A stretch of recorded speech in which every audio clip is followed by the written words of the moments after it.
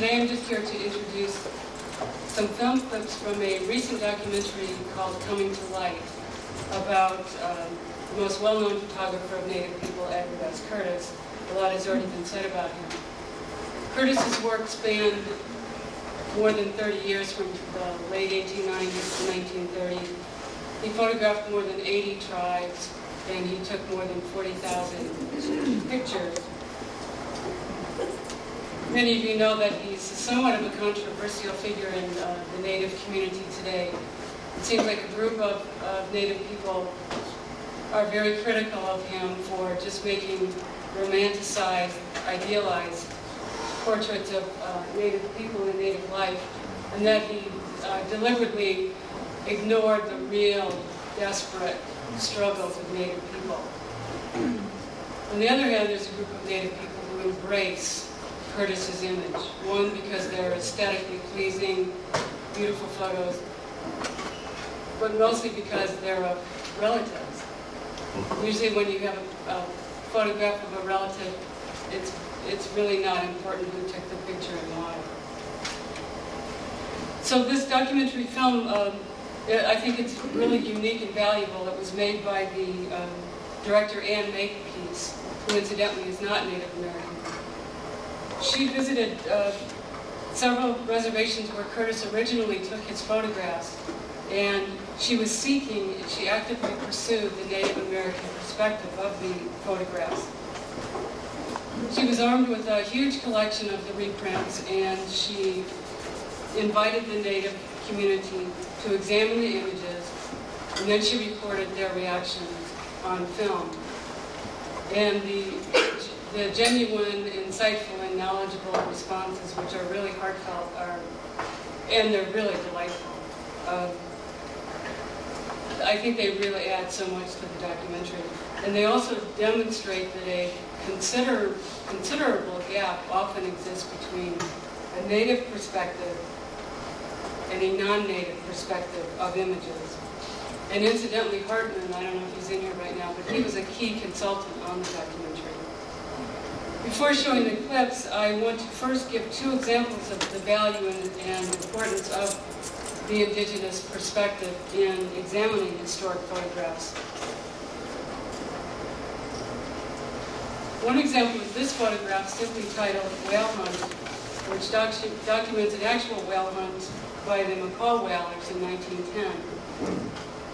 Although this well-known image is commonly attributed to Ashiel Curtis, who was Edward's brother, according to Patricia Erickson, who worked with the Macaw tribe for about 6 years when she was researching the history of their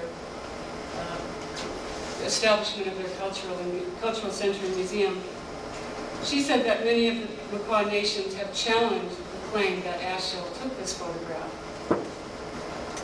Based on Macaw oral history, the traditional whale hunt is a revered act of ceremony, and an outsider would never have been welcomed into this event. So many claim that although the photograph was taken with Ashiel's camera, it was not taken by him. And according to the oral history, the Macaws say it was taken by a Macaw man named Shobid Hunter with Ashiel's camera. Another compelling example in which Native people have successfully challenged the accuracy of the photographic record is this image titled Animal Dance.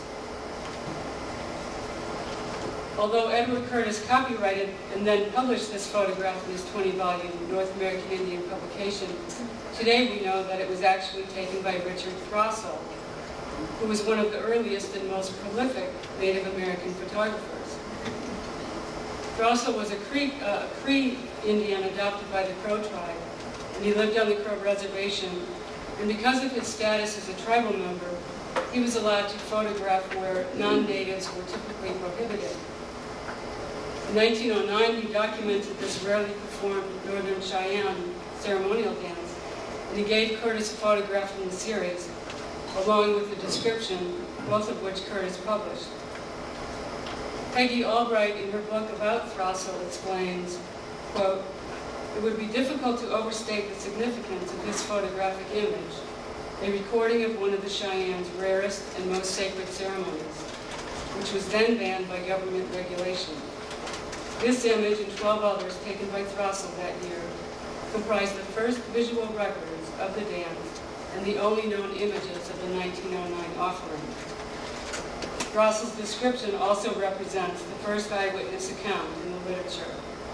Again, Curtis credited Throssell with the description, but not with the photograph. So I hope these two examples will set the stage for viewing the film clips from Coming to Light.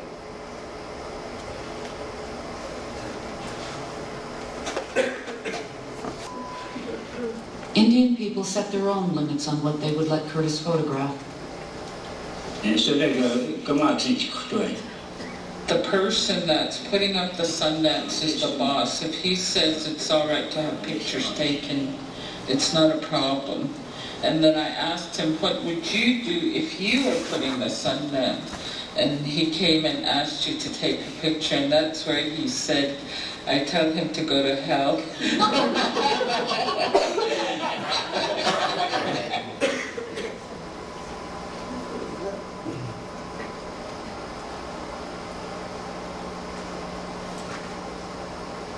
I like that picture, because I had grandmothers that sometimes they carry a great big canvas and put the wood in it and then just put it over their back and go, you know.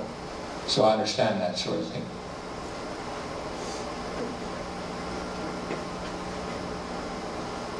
In Curtis's book, it mentions a couple of men here that are listed as warriors. And there were no war parties after 1876. There was no way that these fellows were war party people, because that was no more. Right. So how do you think that photograph came to be? I think it was just posed. They didn't actually take horses when they went on war parties. If you're going to go steal a car, you don't use a car to go steal a car. So they were always going on foot. They didn't go out in the wintertime. It's just that simple. They just flat didn't. I've never heard of anything like that.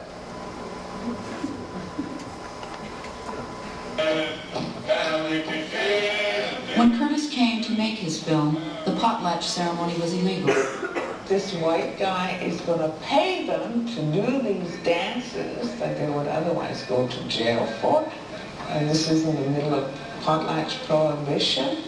And from all accounts, they just really enjoyed being part of this.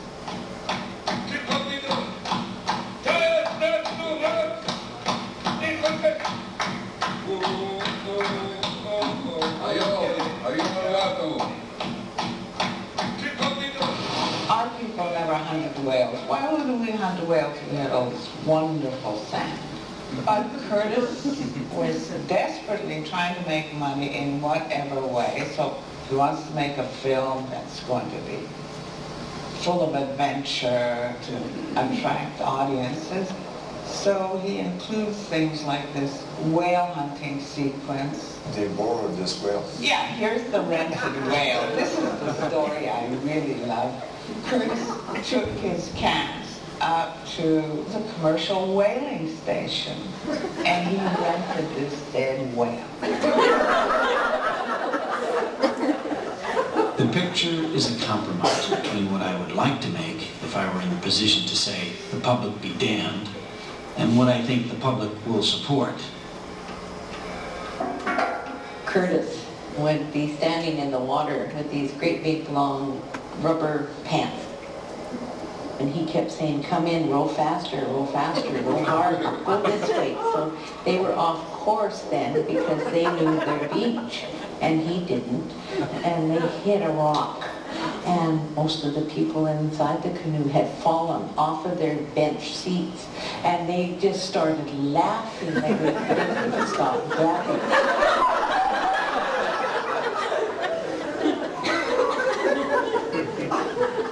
And he just was so upset, he actually took the film out of the camera and threw it in the water.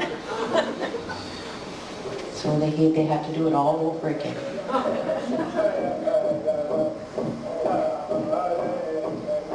mean, our ancestors were real showmen.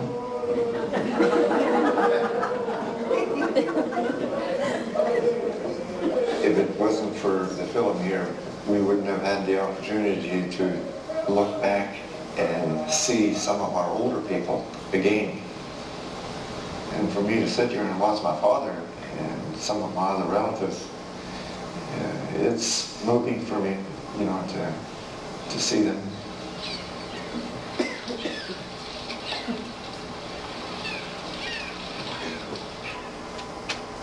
That's all.